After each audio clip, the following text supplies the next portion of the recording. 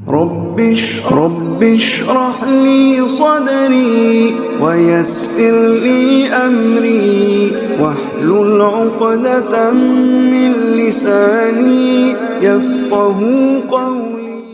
Assalamualaikum warahmatullahi wabarakatuh.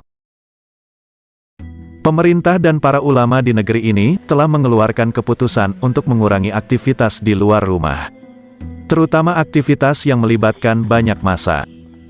Untuk wilayah-wilayah yang darurat, bahkan sudah ada instruksi untuk melakukan ibadah sholat jamaah dan Jumat di rumah, sebagai upaya pencegahan penyebaran virus mematikan ini.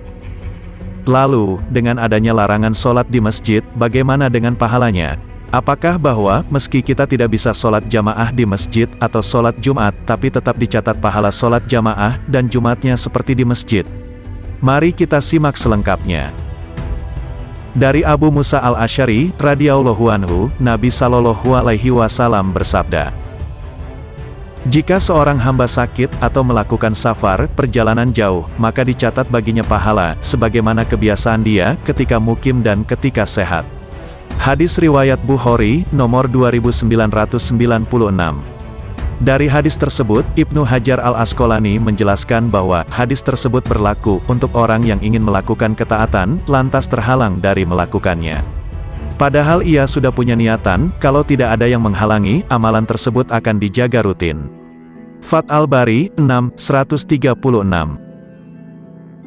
Seseorang mendapatkan pahala sempurna dari ibadah yang dia lakukan saat kondisi tidak beruzur, bila terpenuhi dua syarat berikut. Pertama, ibadah tersebut telah menjadi rutinitasnya, baik ibadah sunnah ataupun wajib. Kedua, dia beruzur melakukan rutinitas ibadahnya, baik karena sakit, wabah penyakit, safar atau yang lainnya. Darurat wabah corona adalah salah satu uzur syar'i, seorang boleh tidak melaksanakan sholat Jumat dan sholat jamaah. Fatwa MUI nomor 14 tahun 2020 tentang penyelenggaraan ibadah dalam situasi terjadi wabah corona. Demikian pula, Al-Lajnah Ad-Daimah, Komisi Fatwa Kerajaan Saudi Arabia, telah menerbitkan fatwa terkait COVID-19, Fatwa nomor 246, bahwa wabah COVID-19 termasuk uzur syar'i, bolehnya tidak sholat jamaah dan Jumat. Berikut di antara isi fatwa tersebut. Siapa yang khawatir terkena bahaya atau membahayakan orang lain, dia mendapatkan keringanan, tidak menghadiri sholat Jumat dan sholat jamaah. Hal ini berdasarkan sabda Rasulullah Shallallahu Alaihi Wasallam. Tidak boleh berbuat bahaya kepada orang lain atau membahayakan diri. Hadis riwayat Ibnu Majah. Mengingat pertimbangan-pertimbangan yang kami sebutkan, bagi yang tidak melaksanakan sholat Jumat diganti dengan sholat zuhur 4 rakaat. Dilansir dari spa.gov.sa.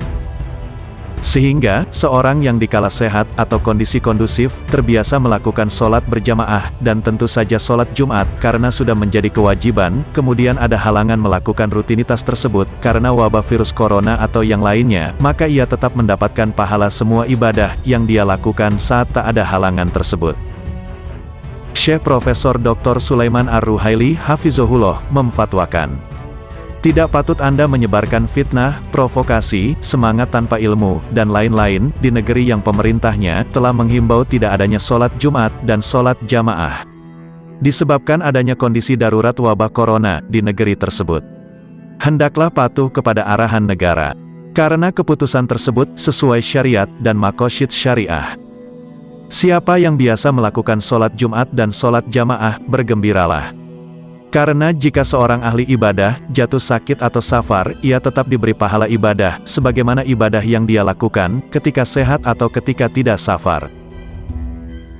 Ini merupakan kabar baik bagi mereka yang menjadikan sholat berjamaah sebagai rutinitasnya sebelum kondisi darurat corona. Ia tetap mendapatkan pahala sholat jamaah 27 derajat walaupun ia sholat sendirian, munfarid di rumah.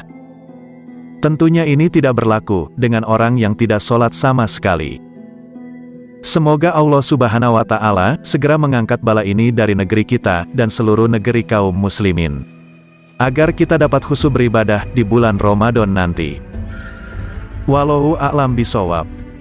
Sekian dan terima kasih sudah menonton. Mari berbagi kebaikan dengan share video ini ke siapa saja. Karena Rasulullah Shallallahu Alaihi Wasallam pernah bersabda, sebaik-baik manusia adalah manusia yang bermanfaat bagi orang lain. Wassalamualaikum warahmatullahi wabarakatuh.